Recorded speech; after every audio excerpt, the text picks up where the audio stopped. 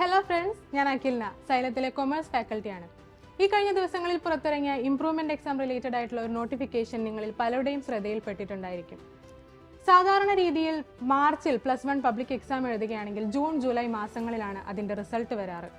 ഇപ്പോൾ നിങ്ങൾക്ക് കിട്ടിയ മാർക്കിൽ നിങ്ങൾ സാറ്റിസ്ഫൈഡ് അല്ല, അല്ലെങ്കിൽ അല്പം കുറവാണ്, മാർക്ക് കിട്ടിയത് അല്പം കുറവാണ് എന്ന് തോന്നുകയാണെങ്കിൽ നിങ്ങളുടെ മാർക്ക് ഇംപ്രൂവ് ചെയ്യാനുള്ള ഒരു അവസരമാണ് നിങ്ങൾക്ക് ഇംപ്രൂവ്മെന്റ് എക്സാമിലൂടെ ലഭിക്കാറ്.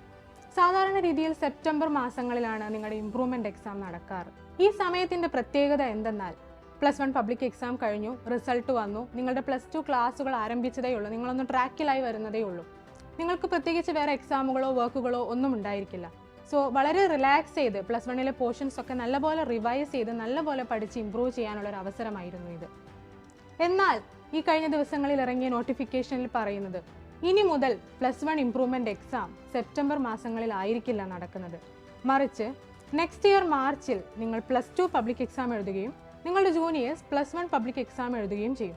ഇതിനിടയിലായിരിക്കും ഇനി മുതൽ നിങ്ങളുടെ +1 ഇംപ്രൂവ്മെന്റ് എക്സാം ഉണ്ടായിരിക്കുന്നത്.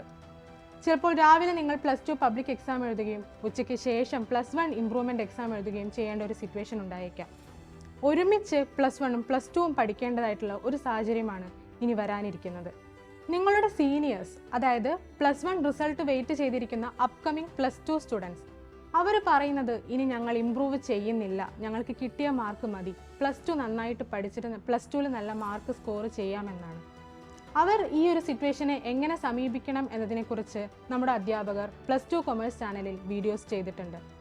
ഇപ്പോൾ നിങ്ങളുടെ ഒരു സംശയം ഇതൊക്കെ എന്തിനാണ് നിങ്ങളോട് പറയുന്നത് എന്നായിരിക്കും. നിങ്ങൾ SSLC റിസൾട്ട് വെയിറ്റ് ചെയ്തിരിക്കുകയാണ്, +1ന് അഡ്മിഷൻ എടുത്തിട്ടില്ല, ചിലരൊന്നും ഏത് കോഴ്സ് എടുക്കണമെന്ന് പോലും തീരുമാനിച്ചിട്ടുണ്ടായിരിക്കില്ല. മക്കളെ, നിങ്ങളെ സംബന്ധിച്ചിടത്തോളം കറക്റ്റ് സമയത്താണ് ഈ ഒരു നോട്ടിഫിക്കേഷൻ വന്നിരിക്കുന്നത്. നിങ്ങൾക്ക് നല്ല പോലെ തയ്യാറെടുക്കാനുള്ള ഒരു അവസരമാണ് ഇതിലൂടെ ലഭിക്കുന്നത്.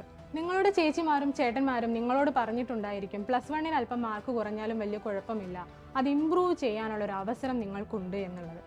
എസ്പെഷ്യലി മലയാളം മീഡിയം സ്റ്റുഡൻസ്, നിങ്ങളെ സംബന്ധിച്ചിടത്തോളം നിങ്ങൾ പൂർണ്ണമായും ഇംഗ്ലീഷ് മീഡിയത്തിലേക്ക് മാറുകയാണ്. അത് പെട്ടെന്നുള്ളൊരു മാറ്റമാണ്.